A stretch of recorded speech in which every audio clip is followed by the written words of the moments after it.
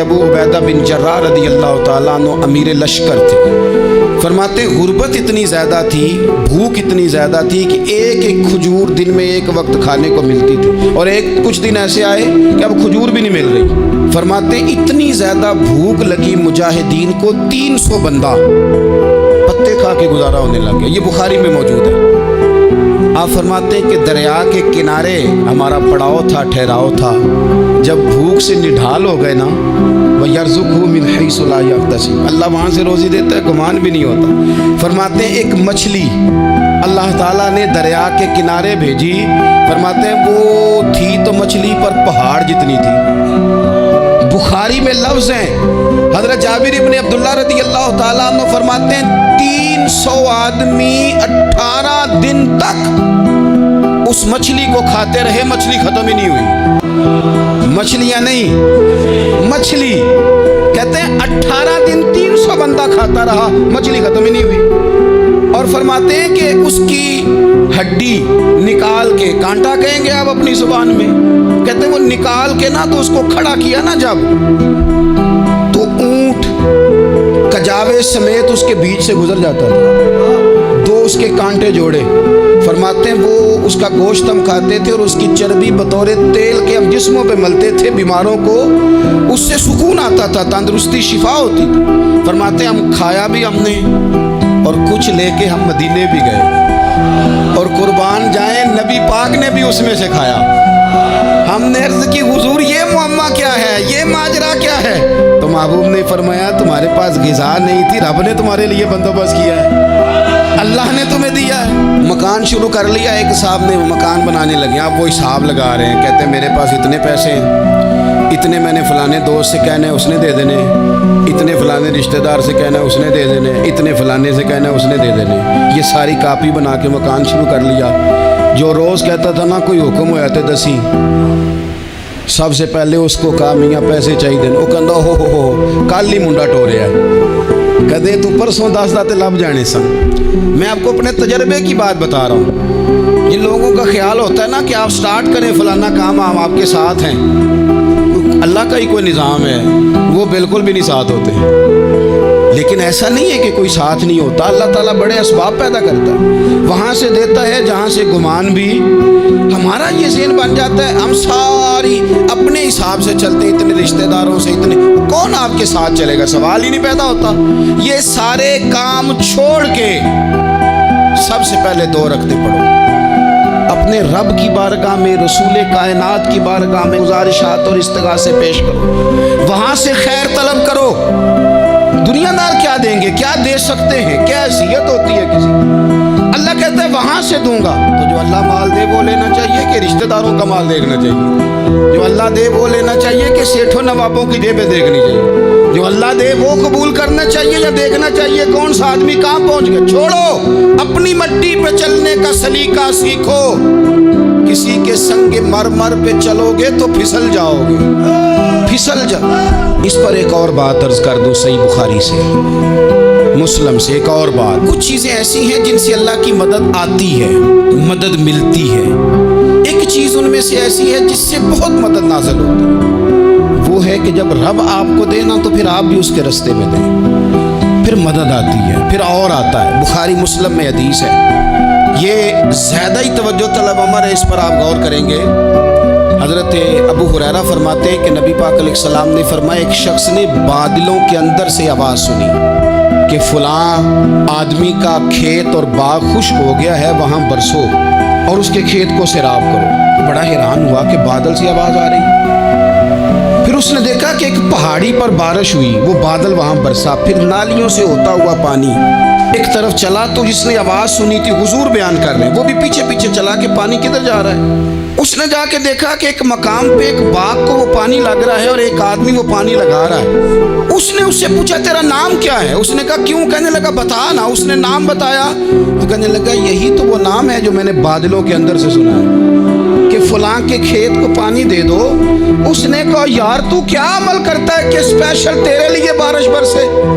یہ بخاری پڑھ رہا ہوں، سیاستہ سے حدیث عرض کر رہا ہوں۔ اس سے پوچھا تو کیا کام کرتا ہے کہ جناب اللہ تبارک و تعالیٰ کا حکم کرم آیا کہ تیرے لیے پانی برسے اور تیرے کھیت کو سیراب کرے؟ تو اس نے کہا چھوٹا ذمہ ہوں، پر جب فصل اگتی ہے تو 3 حصے کرتا ہوں، ایک حصہ اپنے بال بچوں پہ، بہن بھائیوں پہ خرچ کرتا ہوں، ایک حصہ پورا، اور ایک حصہ دوبارہ کاشتکاری پہ لگاتا ہوں، اور تیسرا حصہ خالص میں نے مسکینوں، یتیموں اور غریبوں کے لیے رکھا ہوا ہے۔ وہ جو تیسرا حصہ، اللہ کرے آپ سمجھے، وہ رب کے بندوں پہ تیسرا حصہ خرچ کرتا ہے نا، تو کریم مالک نے فرمایا جہاں سے غریب کا حصہ جاتا ہے وہ کھیت خشک نہیں رہنا چاہیے، وہ جہاں سے مسکین روٹی کھاتے ہیں وہ خشک نہ رہے، جہاں سے یتیموں کو کچھ آتا ہے کہیں اس کی فصل رہ نہ جائے۔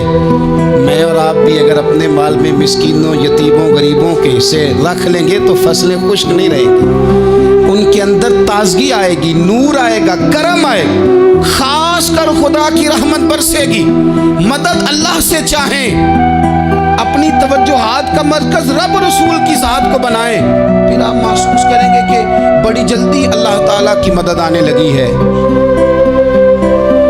کبھی آپ صرف کہہ دیں نا میرا رب میرے ساتھ ہے، اس لفظ میں اتنی طاقت ہے کہ دشمن ویسے زہر ہو جاتا ہے۔ زندگی میں کسی سے بھی لڑائی ہو، اچھی طرح سوچ لیں کہ اللہ اس طرف ہے یا اس طرف ہے۔ اگر آپ زیادتی پہ ہیں تو پھر رب مظلوم کی جانب ہے۔ اگر اللہ کی مدد آپ کے ساتھ ہے تو دنیا کی کوئی طاقت آپ کو گرا نہیں سکتی، اور اگر آپ مظلوم کے مقابلے میں ظالم بن کے آپ کھڑے ہو گئے ہیں اور آپ نے رویہ وہ اختیار کیا ہے کہ جس میں مدد نہیں آئے گی، تو پھر یاد رکھ لیں کہ آپ کوئی بھی ہیں، کہاں بھی ہیں، آپ کمزور ہیں۔ طاقتور تھے ابتدائے اسلام میں، ظاہری طاقت تھی کفار مکہ کے پاس، وہ ڈنڈوں سے مارتے تھے غریبوں کو، ان کے ہاتھوں میں ڈنڈے تھے، پر خدائی طاقت ان مظلوموں کے ساتھ تھی۔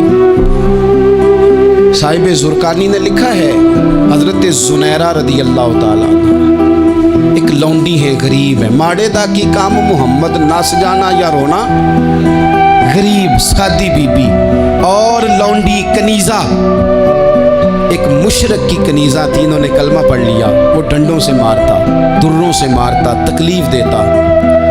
حضرت زنیرہ رضی اللہ تعالیٰ عنہ کو اتنا مارا، اتنا مارا۔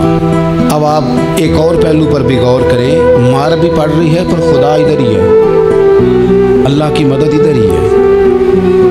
رب کہتا ہے کہ پہلے تو صبر کرنا، ان اللہ مع الصابرین، تو صبر کرے گا تو پھر رب کی معیت ملے گی، ذرا ٹھہرنا، تو تھوڑا ڈٹنا۔ ان الذین قالوا ربنا اللہ ثم استقاموا تتنزل علیہم الملائکہ، تو کہے اللہ میرا رب ہے، پھر تو پہلے ڈٹ، پہلے تو نے ڈٹنا ہے۔ ثم استقاموا، جو ڈٹ گیا، تتنزل علیہم الملائکہ، ڈٹنے والے کے لیے مدد آتی، پہلے تھوڑا ٹھہرنا پڑتا ہے، پہلے تھوڑا صبر کرنا پڑتا ہے، حوصلہ کرنا پڑتا، اس کے بعد مدد آتی۔ مار پڑ رہی ہے، مارا جا رہا ہے، حضرت زنیرہ کو ان کا مالک جو ہے ظاہری آقا وہ مار رہا ہے، یہ کنیزہ ہے، اتنا مارا، اتنا مارا، ان کی بینائی چلی گئی،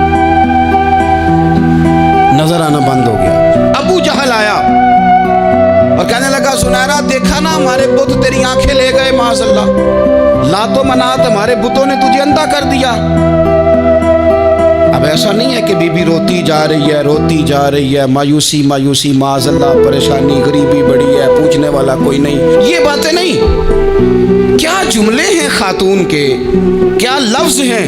ابو جہل نے تنزیہ کہا، معاذ اللہ، کہنے لگا دیکھا نا ہمارے بتوں نے تجھے اندھا کر دیا۔ تو جناب زنیرہ آنکھوں کی بینائی گئی ہے، رات کو گئی ہے، دکھ ابھی تازہ ہے، لیکن اللہ پہ جو توکل ہے، اپنے مالک سے جو رشتہ ہے وہ اتنا مضبوط ہے، اتنا طاقتور ہے، اس میں اتنی گہرائی ہے کہ حضرت زنیرہ بول کے نا اتنی قوت سے بولی، اتنی طاقت سے بولی کہ پورے کفر پر لرزہ طاری ہو گیا۔ فرمانے لگی تمہارے بتوں کی کیا اوقات ہے کہ وہ میری بینائی لے جائیں، یہ میری رب کی حکمت کا تقاضا ہے۔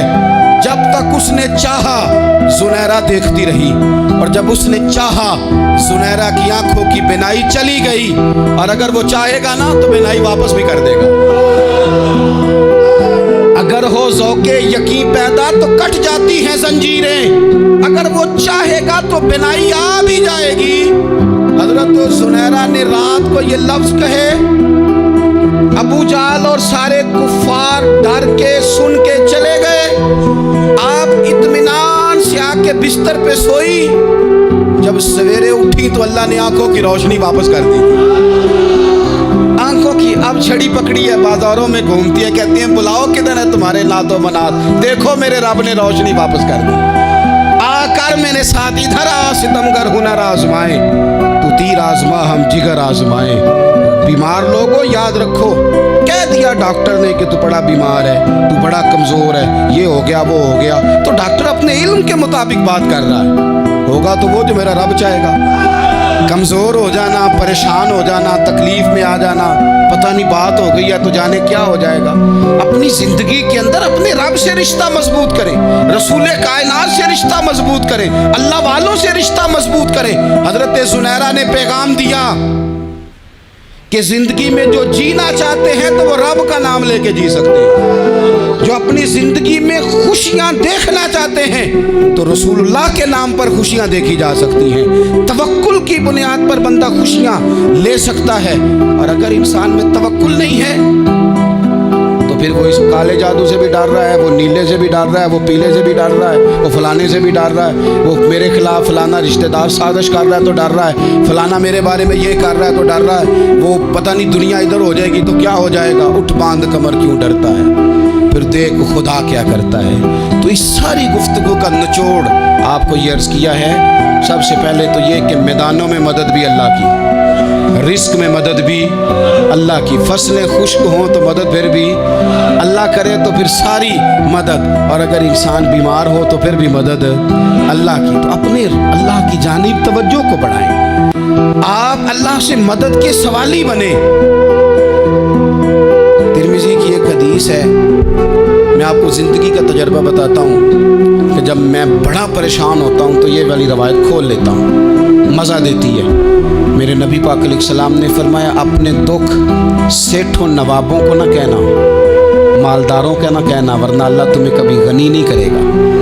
फरमाया अपने दुख अपने रब की बारगाह में अर्ज़ करना, जल्दी करे या देर से करे अल्लाह तुम्हें लोगों से बेनियाज कर देगा, अल्लाह तुम्हें गनी कर देगा। रात को बैठो ना उसकी बारगाह, उसे दुखड़े सुनाओ, छोटी छोटी बातें। हुजूर ने फरमाया नमक भी मांगो तो रब से मांगो, छोटी छोटी बात से शुरू करो ना। जब बंदा शुरू करता है ना छोटी छोटी चीज़ें तो बड़ी सारी चीज़ें ये इस तरह होता है जैसे बंदा रब से गुफ्तगू कर रहा है, मालिक मुझे ये चाहिए, मालिक मैं यहाँ कमज़ोर हूँ, अल्लाह मैं यहाँ परेशान हूँ। आप ये करके तो देखें, लंबी लंबी दुआएं मांग के तो देखें, उसके हुजूर जुड़ के तो देखें, आप देखेंगे राहत कितनी है, सुकून कितना है।